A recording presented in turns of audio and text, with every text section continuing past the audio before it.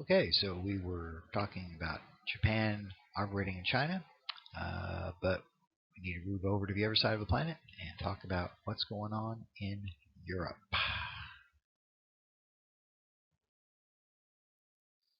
So, in Europe, we see the rise of fascism in various countries, beginning with Italy.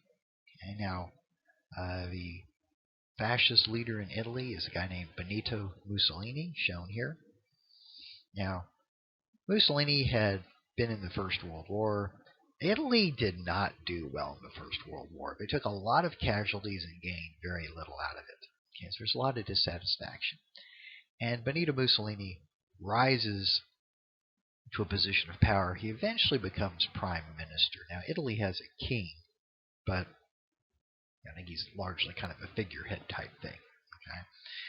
Okay, Mussolini would like to restore Italy to a position of prominence. What he remembers is that at one time the Roman Empire, as in Rome, which is a city in Italy, okay, the Roman Empire controlled the whole Mediterranean. It was like a bedrock of Western civilization. Okay? And Mussolini looks at where the Italian people used to be, and he sees the Romans as kind of like their ancestors, and how far they've fallen. And he would like to restore Italy to a position of prominence. It being kind of jokingly say he wants to make Italy great again. Okay, but it's been a long time since Italy's been great. Italy really wasn't a country as we know it until like the late 1800s. It was, I mean, there were Italians, but there were lots of little principalities and city-states, and I mean, it really did get unified until like the 1800s. Okay, so fascists tend to, and people argue nowadays, what is a fascist? And, I mean, I don't know if there's a written definition, but the word comes from Mussolini's men. They tend to glorify national power, and they've been very nationalistic. Okay, they also fond of the military. As if Mussolini's wearing a uniform. So I'm gonna kind of blow through that. You can look fascist up at the dictionary if you want. Okay. All right. But Mussolini does it first. He's kind of like fascist 1.0, meaning he's the beta version, okay, which always has a few bugs. Your fascist, the one who, of course, gets all the attention, is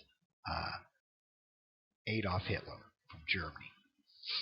This guy is a piece of work. Okay, what can you say about Adolf Hitler? Well, he fought in World War I.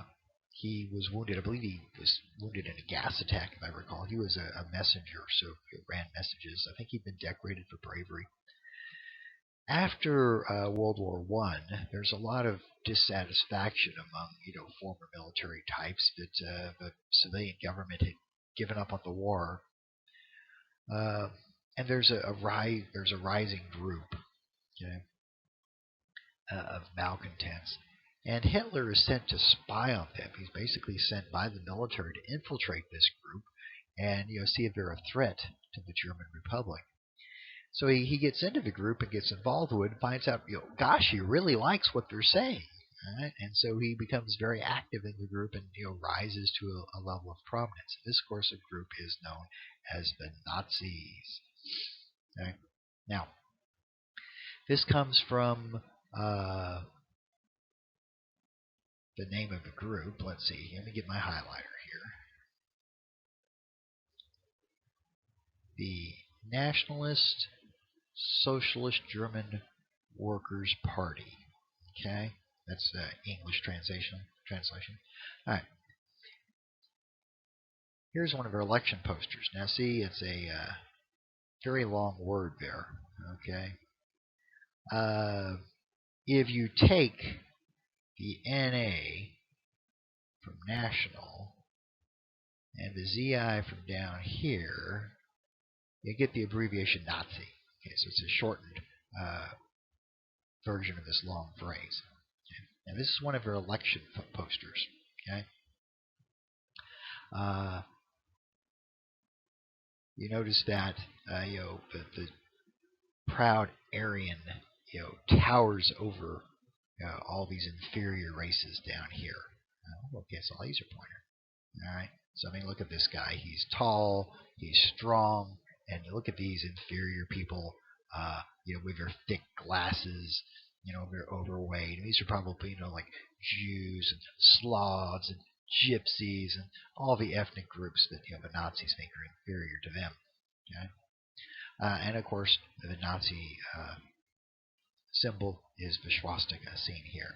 Okay. So Hitler rises to the top. Eventually, the Nazi Party gets enough seats in the parliament where they can, get some control. Hitler eventually becomes the chancellor of Germany. That's kind of like his title. Okay. I keep glancing over the clock because something's going wrong here on this thing. I'm not sure why. We may have to cut it in half. The ultimate outbreak the ultimate problem with the Nazis, not the ultimate problem is for Nazis, but the ultimate thing this all leads to eventually is the Holocaust. Okay? The systematic murder of probably 6 million Jews, as well as communist homosexuals, gypsies, people that the Nazis are seeing as inferior, but certainly the Jewish race takes a lot of heat from this. Okay? There's some shocking photos here. You probably got some of this in world history last year. Just horrible, horrible stuff. And yes, it really did happen.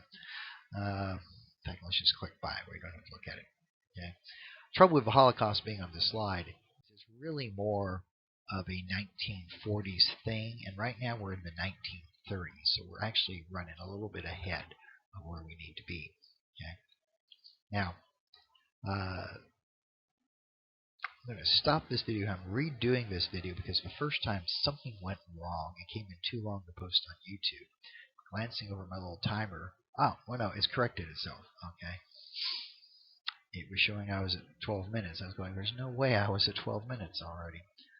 But now it's back down to 7. Okay, so the software is giving me some headaches. Let's see if we can go ahead and get this slide in then. I need to get the first couple of things in. We need to talk about Gerald Nye. Okay? This is Gerald Nye. He's a senator in the United States Senate. Now, he ran a commission during the 1930s that was looking at and examining how the United States got sucked into World War I. They're trying to find ways to stop that from happening again. Okay? And they do all kinds of things. So I'm going to condense it down to just a nutshell. Okay, just the basic bones of the Nye argument is basically this: the United States, was making money selling weapons to the Allies. Okay, all right. The Allies were also borrowing money from the United States to buy weapons. Okay, so they borrow money from banks, and then buy weapons from weapons manufacturers. And that the U.S. insisted on the right to conduct trade with countries at war, which ran us afoul of the unrestricted submarine warfare, okay? Which is one of the big reasons we got into World War I. So it's kind of a big conspiracy theory type thing, but basically it boils down to this. We got sucked into World War I because we lent money to countries at war. We were profiteering from the war, so-called merchants of death, okay? And we were insisting on the ability to sail the seas protected by the fact that we were Americans. Right? And then to carry this to its conclusion, basically, people like Nye would argue, we lent so much money to the Allies that when it became obvious that they might lose to Germany, that we had to go to war to protect our investment. So basically, Nye would tell you we went to war to where capitalism could make money. All right? Gun manufacturers making money off of guns, banks loaning money to France, for instance. If France falls, they're going to default on their loans. We can't afford that. So we went to money to protect commercial interest. Now, big business has taken a real hit in the 1930s because of depression. Okay, and so a lot of people buy into this. And I personally don't buy into it, but this is kind of where Nye is coming from. So there's a lot of people thinking we need to prevent getting into another war, okay, obviously. And how do we do this? There's people protesting. Protesting the next war. Okay, we don't necessarily know yet where it's going to be or where it's going to come from, but we're going to make it clear that we want no part of it. Okay. All right. According to my notes here, video 4 starts with, okay, I think I've replaced the fouled up video successfully. I don't think there's any gaps in the narrative here. So this one's actually going to be a bit short because I was just trying to, it's a plug-in to go back and replace a bad run. So we'll stop this one early and hop into number 4, and we'll start picking up with what the Italians are doing in Ethiopia.